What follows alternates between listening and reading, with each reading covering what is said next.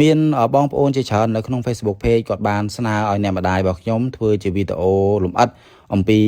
របៀបក្នុងការធ្វើបាយមាន់ហើយណាំប្រចាំគ្រួសាររបស់ខ្ញុំអញ្ចឹងថ្ងៃនេះគឺខ្ញុំនឹងមកស្រាយចម្ងល់ហើយធ្វើជាវីដេអូដ៏លម្អិតមួយសម្រាប់បងប្អូនទាំងអស់គ្នាតាំងពីរបៀបដាំបាយរបៀបស្ងោរមាន់ឲ្យមានរសជាតិឆ្ងាញ់ហើយនៅចុងវីដេអូខ្ញុំនឹងបន្ថែមរបៀបធ្វើជ្រក់ដើម្បីញ៉ាំជាមួយបាយមាន់ហើយណាំនេះហើយនេះគឺជាគ្រឿងផ្សំទាំងអស់ក្នុងការធ្វើមុខម្ហូបមួយនេះហើយសម្រាប់មាន់បើសិនបើបងប្អូនចង់ដាំបាយមាន់ឆ្ងាញ់យើងជ្រើសយកមាន់ដែលមានជាប្រភេទមាន់ស្រែហើយបើសិនជាបានមេមាន់ខ្លាញ់ក៏កាន់តែប្រសើរហើយមាន់គឺយើងត្រូវជ្រើសយកមាន់ណាដែលមានទំហំមានធំបន្តិចហើយលើពីនោះក៏យើងត្រូវជ្រើសយកអង្ករប្រភេទណាដែលដាំបាយទៅឆ្ងាញ់ហើយមានក្លិនក្រអូបផងដែរអញ្ចឹងសម្រាប់មាន់ដែលយើងជ្រើសយកមកស្ដាំបាយមាន់នេះដូចខ្ញុំបញ្ជាក់បងប្អូនអញ្ចឹងគឺមាន់គឺត្រូវតែមាន់ស្រែមាន់ធំហើយក៏ជាបើសិនជាបានមេមាន់ខ្លាញ់មេមាន់ដែលពងហ្មងគឺកាន់តែល្អមែនតើអញ្ចឹងឥឡូវគឺមាន់របស់យើងបានកាប់អញ្ចឹងបងប្អូនអាចធ្វើតាមរបៀបហ្នឹងក៏បានដែរអញ្ចឹងគឺយើងកាប់មាន់យើងស្អាតហើយបន្ទាប់មកគឺយើងយកអំបិលដាក់ខាងក្នុងតិចដើម្បីឲ្យវាមានជាតិណាហើយគ្រឿងផ្សំដែលយើងញាត់បន្ថែមនេះមានស្លឹកខ្ទឹមមានខ្ញីហើយនិងមានខ្ទឹមអញ្ចឹងទឹករបស់យើងដែលយើងស្ងោរមាន់នេះគឺយើងត្រូវដាំឲ្យពុះដើម្បីឲ្យមាន់របស់យើងកុំឲ្យរហែកស្បែកយើងស្ងោរទៅបានស្អាតល្អណាហើយបើសិនបើបងប្អូនចង់បានរសជាតិនេះគឺជាបន្ថែមរសជាតិបន្តិចដើម្បីឲ្យទឹកដើម្បីយកទៅស្ងោរដាំបាយរបស់យើងកាន់តែឆ្ងាញ់ណាគឺយើងលួចថែមគ្រឿងតិចទៅហើយពេលចុងក្រោយនេះគឺយើងថែមល្មៀតជៀសវាងកុំឲ្យ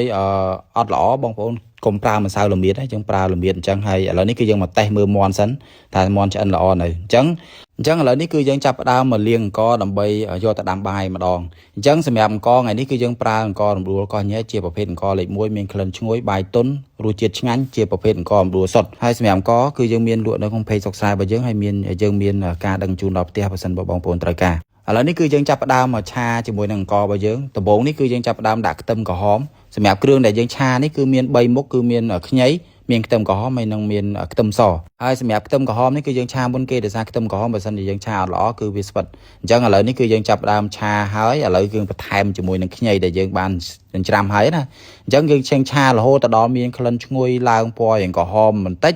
គឺយើងចាប់ផ្ដើមដាក់ខ្ទឹមសដែលយើងបានចិញ្ច្រាំនឹងចូលឆាជាមួយគ្នាអញ្ចឹងការឆារបៀបនេះខ្ទឹមហើយនិងខ្ញីហើយជាមួយនឹងខ្ទឹមក្រហមរបស់ខ្ទឹមសរបស់យើងហ្នឹងគឺអត់មានកន្លែងមួយណាខ្លោចទេអញ្ចឹងឥឡូវគ្រឿងរបស់យើងគឺឈ្ងុយល្អហើយយើងចាប់ផ្ដើមដាក់អង្ករដែលយើងបានលាងចូលអង្ករបើសិនបើបងប្អូនជ្រើសយកអង្ករត្រូវខ្ញុំសូមបញ្ជាក់ប្រាប់បងប្អូនគឺឆាកន្លែងនេះគឺឈ្ងុយខ្លាំងមែនតើគ្រាន់តែខ្ញុំវ៉យវីដេអូហ្នឹងគឺក្លិនខ្ញុំនៅចាំក្លិនហ្នឹងតែម្ដងឈ្ងុយផងក្រអូបអង្ករផងឈ្ងុយគ្រឿងផងគឺអេមមែនតើអញ្ចឹងសម្រាប់អង្កររបស់យើងនេះគឺយើងឆាកម្រិតរបស់វាឡើងពណ៌សអញ្ចឹងបន្តិចហើយភាពស្ងួតរបស់វាប៉ុណ្ណឹងកម្រិតយើងអាចកំណត់ថាប្រហែលជា 30% មុននឹងយកទៅដាំបាយសម្រាប់អង្ករដែលយើងឆាហើយគឺយើងយកទៅដាក់ដាំបាយហើយកម្រិតក្នុងការដាំបាយឆ្ងាញ់ខ្ញុំសូមបញ្ជាក់ប្រាប់បងប្អូននេះតិចនិចសំខាន់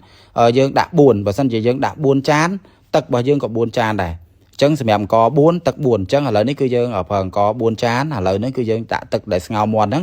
ងគឺ4ចានដូចគ្នានេះគឺជាតិចនិចគឺជារបៀបប្រចាំគ្រួសាររបស់ខ្ញុំគឺយើងដាំបែបហ្នឹងគឺអង្ករឲ្យបាយអត់ជ្រាយទេហើយបើសិនជាបងប្អូនចង់បានឆ្ងាញ់ទៀតណាបងប្អូនដាក់ដាំជាមួយនឹងឆ្នាំងចាក់យើងកូរកុំឲ្យវាខ្លោចបាតគឺអេមមែនតើដាំទៅខ្សោះទឹកស្អាតមែនតើអញ្ចឹងឥឡូវនេះគឺយើងរៀបចំយកបាយមកដាំប៉ុន្តែកុំឲ្យខាតពេលគឺយើងចាប់ផ្ដើមទៅធ្វើជ្រក់ជ្រក់របស់យើងដោយសារមានពេលខ្លីយើងហាន់មិនសូវបានល្អទេប៉ុន្តែបើសិនបើបងប្អូនមានពេលច្រើនបងប្អូនអា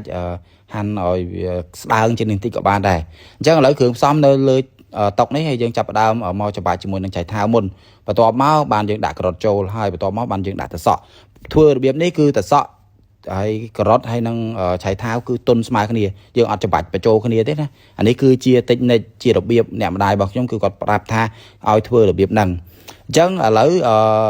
មានយើងមកលាយជ្រក់ឥឡូវនេះគឺយើងចាប់ផ្ដើមលាយគ្រឿងជ្រក់ហើយយើងប្រើក្រូចឆ្មាបងប្អូនណាជ្រក់របស់យើងអញ្ចឹងលាយគ្រឿងហើយបន្ទាប់មកយើងដាក់ជាមួយនឹងបន្លែដែលយើងបានច្របាច់នឹងចូលហើយយើងថែមជាមួយខ្ទឹមសខ្ទឹមក្រហមដែលយើងចិតបែបហ្នឹងចូលអញ្ចឹងបើសិនបើបងប្អូនចង់ញ៉ាំបងប្អូនធ្វើរៀងច្រើនតិចក៏បានដែរព្រោះជ្រក់នេះអត់ងាយខូចទេហើយឥឡូវនេះគឺយើងមកកាប់មាន់ហើយមាន់យើងកាប់តម្រូវ4ចានទៅបើសិនមាន់មួយមានស្លាបមានភ្លៅ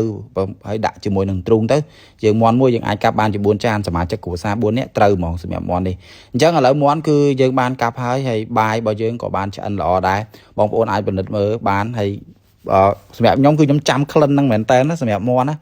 បាយមាន់នេះគឺខ្ញុំចាំក្លិនបាយនឹងឆាហ្នឹងតែម្ដង khơn chui mền tên hay mòn bao dương cứ po hay năng phim chắn cứ làm mồm chẳng là lớn ní cứ dương mò để qua bài tích để xa tại dương nhắm nên tiếc có sân chỉ dương để qua tích tới có em đấy có mọi tranh dương như từ nhắm là hàng á này chẳng sầm mẹ bài ní cứ dương điệp tròn phần đáng hay sầm mẹ tắc chỉ lụa bản thân bóng ôn thời ca tắc chỉ lụa ở nơi phê sọc xe bao dương của miền này của mọi bạn không ca thôi tắc chỉ lụa hay tắc chỉ lụa bao dương nhắm chỉ mùi sạch ăn có bán nhắm chỉ mùi nâng bài chẳng có bàn đài hay sầm mẹ mòn ngày ní cứ bài mòn ngày ní miền tập phần nắng hay có xôm ở côn sầm đẹp bong ôn này tam đan video ní ở côn complete cho like cho nên xe ao mình đẹp mùi phong đầm bấy chia cùng láng chất không ca thưa video còi ở côn